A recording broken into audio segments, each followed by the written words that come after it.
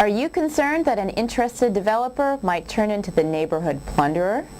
Coming up this week on SCMP Property.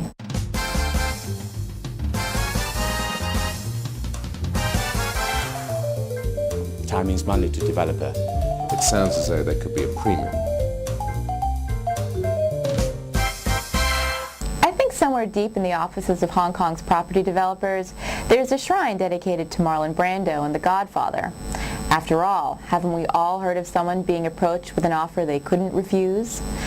It's a scenario that could happen to any property owner. Once a developer owns 90% of a building, they could essentially rub you out and force you to sell your flat. It's something that's troubling our viewer this week, who asks, "I've been approached by a developer who's inquiring about purchasing my apartment. How do I find out whether the price they're suggesting is reasonable? If I say no, I worry that the sale may be forced through at a lower price."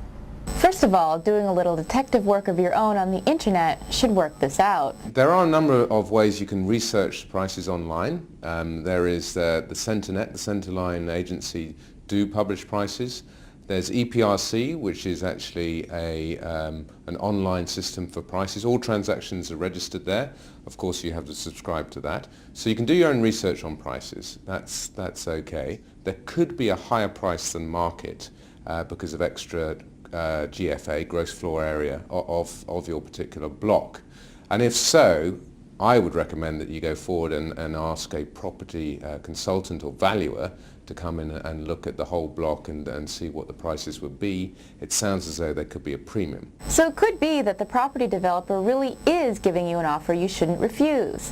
Look at it this way. Developers are trigger happy with their checkbooks for a good reason. The execution of the compulsory acquisition legislation actually takes time, and time means money to developer. So in most cases, the developer will, as much as possible, accommodate the request from the owners if that request is a fair and reasonable one. Chances are that the ones trying to give you the boot are trying to do so as painlessly as possible.